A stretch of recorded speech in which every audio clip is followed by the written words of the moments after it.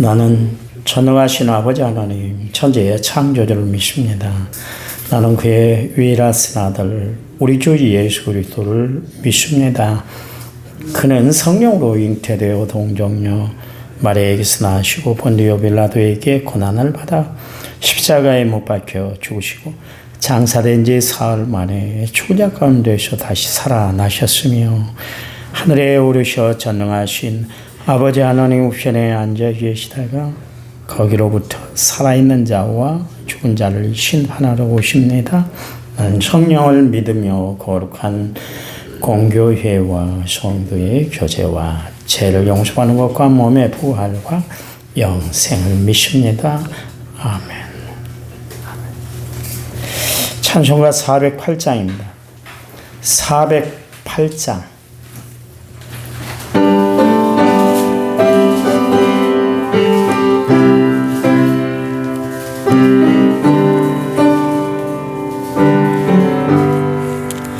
나 어느 곳에 있든지 늘 마음이 편하다.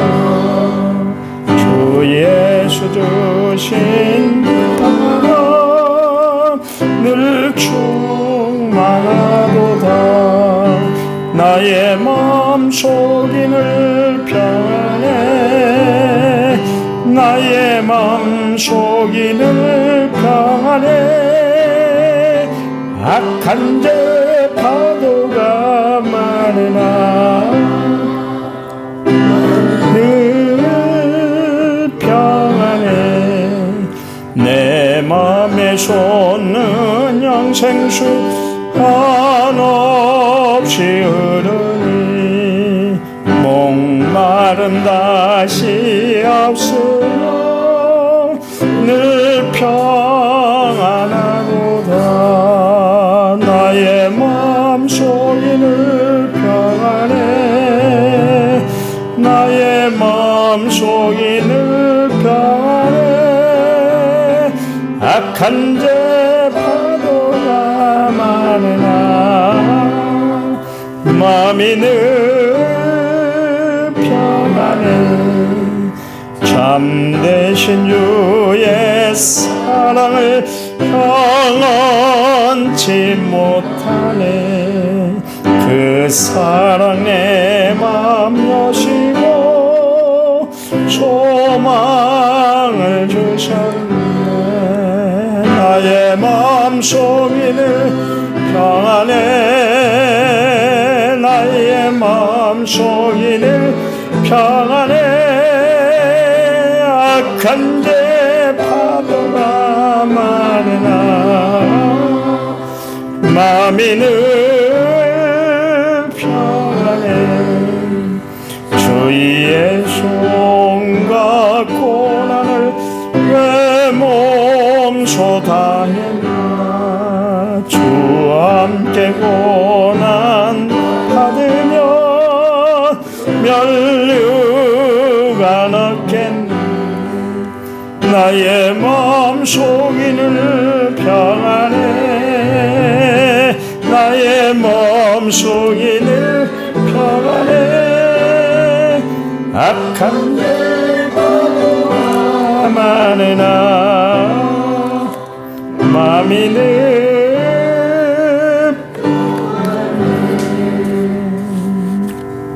아멘. 성경 말씀 봅니다. 마태복음 26장 26절에서 29절. 마태복음 26장 26절에서 29절까지입니다. 신약 성경 46조 26절. 그들이 먹을 때에 예수께서 떡을 가지사 축복하시고 떼어 제자들에게 주시며 이르시되 받아서 먹으라. 이것은 내 몸이니라 하시고 또 잔을 가지사 감사도 하시고 그들에게 주시며 이르시되 너희가 다 이것을 마시나. 이것은 제 사함을 얻게 하려고 많은 사람을 위하여 흘리는 바 나의 피 곧 언약의 피니라. 그러나 너희에게 이르노니 내가 포도나무에서 난 것은 이제부터 내 아버지의 나라에서 새 것으로 너희와 함께 마시는 날까지 마시지 않으리라 하시며 아멘. 찬양 부르겠습니다. 위로하여라. 프린트물로 나눠준 거 있습니다.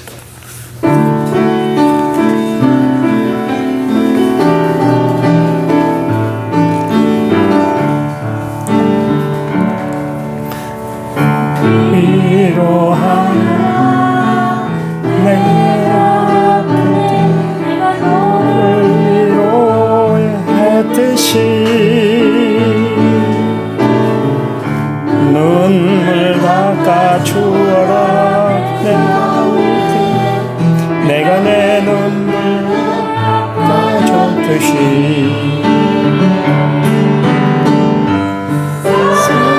사랑하고 말미암는 종 사랑은 나로 말미암는 선물 사랑은 나로 말미암는 군 사랑하라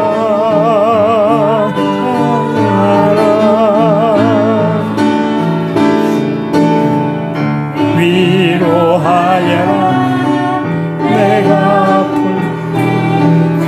너를 위로했듯이 눈물 닦아주어라. 내가 내 눈물 닦아줬듯이. 아멘. 하나님 앞에 귀한 예물 드렸습니다. 1차 먼저 6,637번째 예물을 제가 드렸고요. 무명으로 감사한 것, 무명으로 감사한 것, 무명으로 세 분이 감사한 것을 드렸습니다. 하나님 감사합니다. 날마다 삶, 날마다 생활을 하나님이 책임져 주시고 함께 해 주시니 감사합니다. 귀한 감사의 물 무명으로 드렸습니다. 생활 가운데 하나님의 은혜가 차고 넘치도록 도와주시고 또 직장도 든든하게 보장해 주시고 모든 삶에 하나님의 은혜와 도우시는 축복의 손길이 함께할 수 있도록 도와주시옵소서. 이 시간 말씀 들 때 성령이 우리들 가운데 온전히 함께해 주실 줄 믿습니다. 예수님 이름으로 기도했습니다. 아멘. 아멘. 제 교회 앞에서 신기한 장면이 있었습니다. 가옥순 권사님, 또 박민환 지사님, 학원사님 딸 박성경 양이 왔는데 차가 출발하기 전에 내가 성경 내려 내가 기도해 줄게요. 차에 내렸어요. 그 한참 기도하는데 성경에 기도 받다가 그러더라고요. 박민환 지사가 차가 이렇게 문이 닫힌 소리가 나니까 성경이가 안 탔는데 탄 줄 알고 가버린 거예요. 그러니까 기도 받다가 성경이가 가버린다고 차가. 웃으라고 했냐기요. 참 웃자고. 뭐 굉장히 긴장하고 그렇게 됐네요. 그러니까 이제 박민환 제사는 문이 닫히니까 성경에 탔는 것 같다. 뒤도 안 돌아보고 백미러도 안 보고 그냥 출발한 거예요. 기도 받던 애가 그러잖아요. 차가 가버리니까 나 그 무슨 소린가 봤더니 눈 떠보고 봤더니 차가 없어져 버린 거예요. 성경에는 서 있고 성경을 태우고 가야 되는데 문을 닫으니까 이 지사님 전화했어요. 지사님 성경이 안 탔는데 가버리면 어떻게 해요? 그때서야 안 거예요. 그래갖고 한참 만에 돌아왔어요. 참 우리가 세상을 살다 보면 그런 일도 있어요. 착각을 하고 살아갈 때가 있다. 그런 이야기입니다. 좋은 일은 살펴보니까 하기가 참 힘든 것 같아요. 습관 들이질 않으면 힘든 것이 좋은 일인 것 같아요. 사람들이 하기 쉬운 일이면 주님이 그런 말씀을 하셨겠어요? 항상 기뻐해, 쉬지 말고 기도해, 범사에 감사해봐. 이게 내 뜻이야. 그렇게 말씀하신 이유는 뭐냐면 그렇게 하고 살기가 힘들다는 거예요. 우리 항상 기뻐하기보다 항상 슬퍼하고 마음에 염려를 안고 살아갈 때가 많잖아요. 기도 시간보다는 그냥 세상에 그냥 마음 두고 살 때가 더 많이 있잖아요. 감사해야 되는데 원망 불평하며 살아갈 때가 얼마나 많이 있어요. 그렇잖아요. 우리는 늘 하나님 앞에 그런 모습으로 살아야 되는데 그렇게 살질 못하니까 하나님께서 우리에게 말씀 중에 그렇게 주셨던 것 같아요. 이게 우리가 몸에 배지 않으면, 참 습관들이지 않으면 모든 일이 하기가 참 힘든 거예요. 여러분 건강하게 오래 살고 싶으면 어떻게 해야 됩니까? 생활 패턴을 바꿔야 되는 거 아니겠어요? 그렇잖아요. 음식 먹는 것부터 몸 관리하는 것, 또 운동하는 것까지 철저하게 그게 관리가 돼야 되는 거예요. 진짜 건강을 생각하며 사는 사람 물 한 모금마저도 정말 관리를 하고 살더라고요. 우리가 스트레스 받지 않고 즐겁게 살려면 어떻게 해야 되겠어요? 마음 관리를 잘 해야 되는 거예요. 마음을 세상에 뺏긴다든가 마음을 내 자신의 감정에 그냥 내몰리고 살면 우리는 스트레스 때문에 각종 질병을 안고 살 수밖에 없어요. 그런가 하면 성공하고 싶으면 성공할 수 있는 그 습관을 들이는 것이죠. 스티븐 코비가 그런 책을 썼잖아요. 성공하기 위해서 우리가 갖춰야 할 7가지 습관, 그게 있다. 그래서 그 책을 내서 베스트셀러가 된 적이 있지 않습니까? 그렇다면 우리가 믿음이 성장해서 좋은 열매를 맺으려면 어떻게 해야 될까? 신앙 패턴이 달라져야 된다. 그 이야기입니다. 지금의 패턴대로 살아서는 안 된다. 우리가 나쁜 습관을 길들이게 되면 질병에 노출되고 몸에 이상 변이가 찾아오지 않습니까? 그렇잖아요. 나쁜 습관을 버리지 않으면 우리는 잘못된 삶에 노출이 될 수 있을 뿐만 아니라 그 중독된 습관 때문에 몸과 마음, 삶을 다 망치게 되는 겁니다. 요즘 마약이 많은 그 젊은 사람들 중에 많이 퍼지고 있다. 연예계에 많이 퍼지고 있다. 그렇게 이야기하는데 사람들이 마음 둘 것이 없으니까 허무하고 불안하고 염려가 가중되니까 그런 것으로 자기 마음을 달래기 위해서 그렇게 하는 거예요.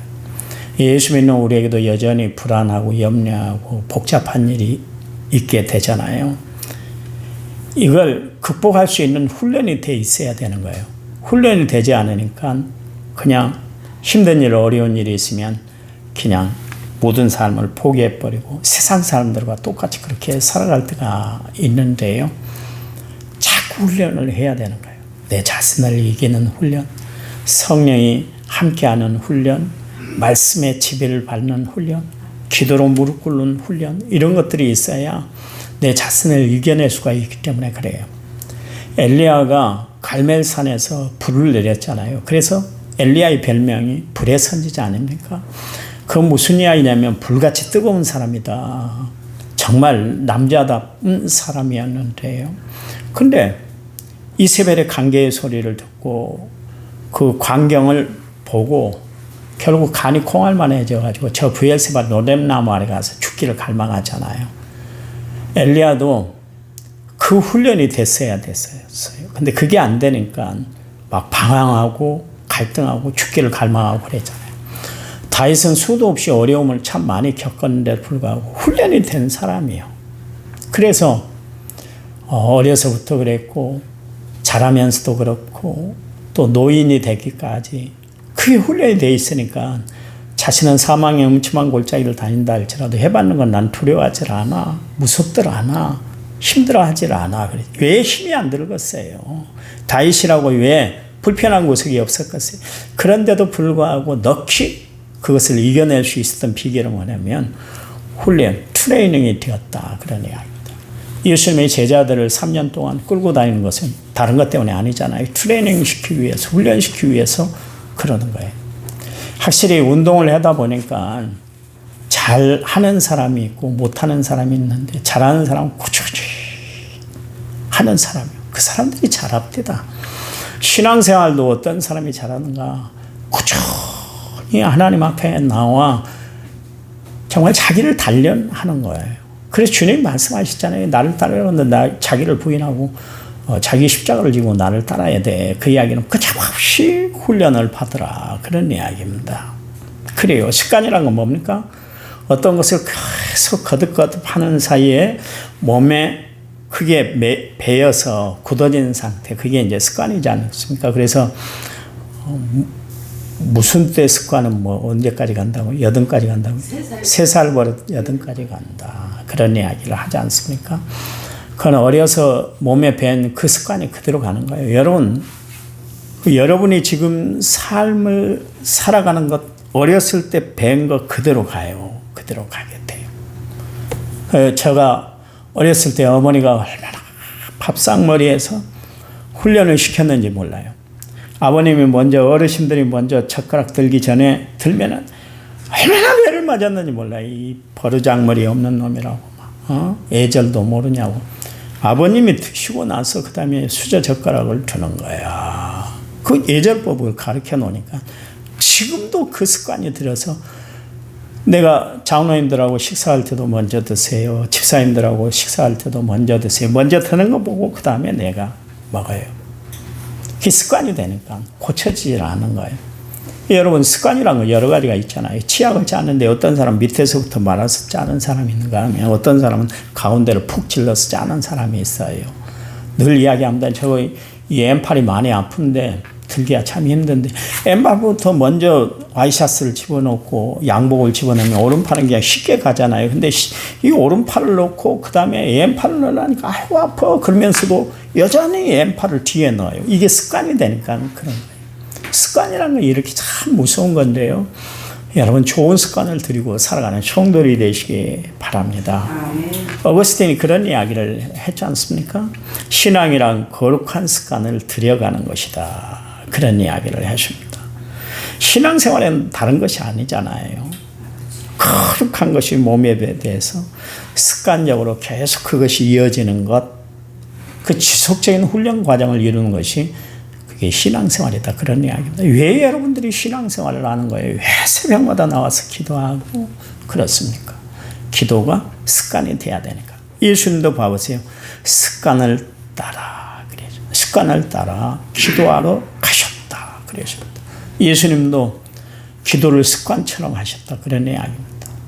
여러분, 그래요. 누가복음 4장 16절 말씀에 보면 예수님의 좋은 습관이 있는데 예수께서 그 자라나신 곳 나사렛에 있으라 안식일에 늘 하시던 대로 회당에 들어가서 성경을 읽으려고 서심해 그러십니다. 예수님은 습관을 따라 꼭 안식일 날 회당에 가셨다. 가신 이유가 뭐예요? 성경을 읽기 위해서. 어느 날 갑자기 성경을 읽는 것이 아니라 예수님도 습관을 따라 성경을 읽으셨대요. 성경 읽는 것도 습관이 돼야지 안 읽으면 백날 안 읽어요. 백날 창세기에 머무는 그런 성도들이 있습니다. 새해 시작할 때 나는 새롭게 성경을 읽어야지 그런데 창세기에서 머물러 모세 오경에서 머물다가 1년을 끝내버린 그런 성도들이 참 많은 것 같아요. 그것 성경에 있는 것도 습관화가 돼야 되고요. 또 마가복음 10장 1절 말씀에 예수께서 거기서 떠나 유대 지경과 요단강 건너편으로 가시니 무리가 다시 모여들거늘 예수께서 다시 전례대로 가르치셨다. 전례대로 이게 표준서 번역에는 뭐라고 그랬냐면 늘 하시던 대로. 늘 예수님이 하시는 일이 몸에 배었다. 그런 이야기입니다. 그래서 예수님은 입을 열기만 하면 복음을 전해서 하나님의 말씀을 증거했다. 전도해 하셨다. 그런 이야기입니다. 그래요. 또 예수님의 습관이 뭐예요? 아까 말씀드린 것처럼 누가복음 22장 39절 말씀에 보니까 예수께서 나가서 습관을 따라 감난산에 가시며 제자들도 따라가셨다. 여기 보니까 늘 하시던 대로 습관을 따라 감난산에 기도하러 가셨대요. 기도하러. 새벽 기도도 여러분 많이 힘들 거예요. 힘든 이유가 뭐예요? 습관이 되질 않았기 때문에. 습관이 되면 새벽 예배 안 나오는 것이 이상해지잖아요. 그렇죠? 아침에 우리 백정인 지사님 만나서 제가 기도를 해줬는데 대단한 것 같아요. 목사보다 더 대단해요. 365일 하루를 안 빠지고 나와서 예배에 참여하고 반주한다는 게 쉽지 않습니다. 쉽지 않아요. 참 대단한 것 같아요. 근데 우리 집사님도 그게 습관이 되고 내 사명이다 생각하니까 은혜로 그 사역을 감당하는 거 아니겠습니까? 그렇잖아요. 하루는 반주자가 없었어요. 저번에 이제 새로 오신 분들하고 여러 가지 이야기를, 신앙 이야기를 하다가 그런 이야기를 하시더라고요. 나도 몰랐는데. 집사님, 그날 이제 반주자가 오고, 이 반주기로 찬양을 부르면 못 따라가겠어요. 워낙 나는 음을 다스리고 사는 사람이기 때문에 이게 따라가지를 못하겠어요. 그런 늘 찬양이 어긋나고 찬양 부르는데 힘들어서 하루는 집사님 오늘 반주자가 없는데요. 어떻게 할까요? 전화했더니 그래 안 해도 오늘부터 내가 반주하면 어떨까? 그 마음을 묻고 있었대요. 근데 목사님이 그 이야기를 하길래 할렐루야 하나님이 이렇게 응답하시네. 그랬대요. 그래서 반주를 그때부터 시작했는데 한 번을 안 빠지고 그렇게 해주시잖아요. 그것도 다 습관이 되니까 거룩한 습관이 들고 은혜로운 습관이 드니까 감사함으로 그렇게 하는 거 아니겠습니까? 그렇잖아요. 그렇죠.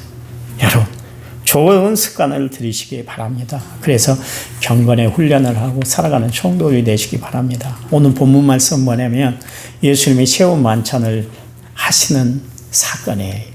근데 예수님은 체험 만찬 때 그러니까 이제 체험 만찬을 하고 예수님은 어떻게 되십니까? 십자가에 못 박혀 죽으시잖아요.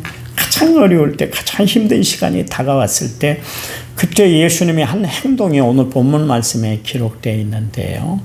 그건 뭐냐면 예수님이 감사하십니다. 떡을 떼어주면서 이것은 내 몸이야. 잔을 주시면서 이것은 내 피야. 그런 이야기를 하셨잖아요. 나는 이제 몸과 피를 너희를 위해서 다 쏟아 부을 거야. 그런데 어떻게 하셨다고요? 감사하면서 제자들에게 건네주었다. 그 이야기입니다.